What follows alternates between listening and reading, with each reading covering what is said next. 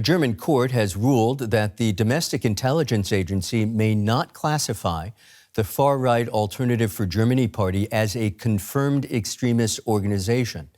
The court put the designation on hold until legal proceedings over the intelligence agency's use of the term are concluded.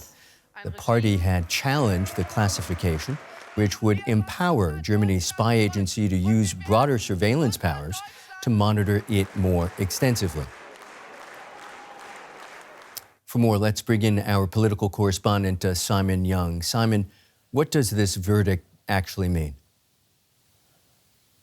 Yeah, well, this goes back to 2025 when, as you said, Germany's domestic intelligence agency said that it had grounds to treat the Alternative for Germany party, AfD, as a confirmed extreme right grouping, and that would mean that it would be easier for them to get the legal backing to carry out intensive surveillance of the party.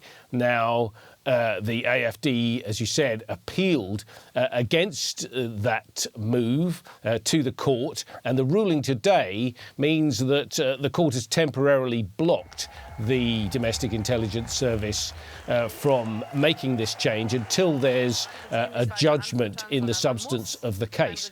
Now, the court also said that parts of the AfD's 2025 election programme were unconstitutional, such as calls for a ban on minarets and muezzin calls, which it said would undermine the freedom of religion in Germany. But such points, the court said, were insufficient to show an overall anti-constitutional tendency. So this is, I think, good news for the AfD, and its leaders have been out saying this is a good day for Germany and a good day for democracy. It's clearly a setback for the intelligence agency, although, in fact, they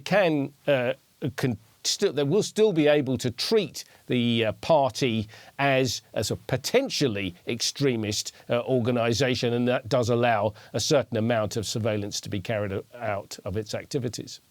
Simon, I'll remind our viewers that this year there'll be 5 state elections in Germany. Will the temporary decision impact that balloting, you think?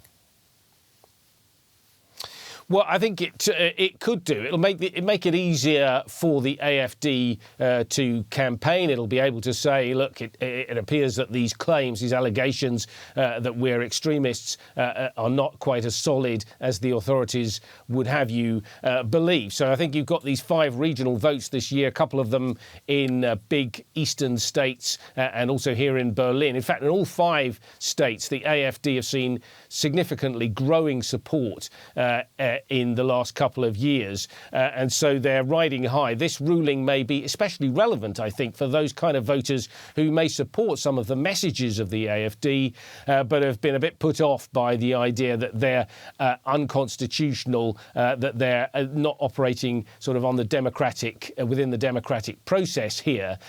So this may sort of give those people the feeling that the stigma has partly been removed. So, Simon, what happens next?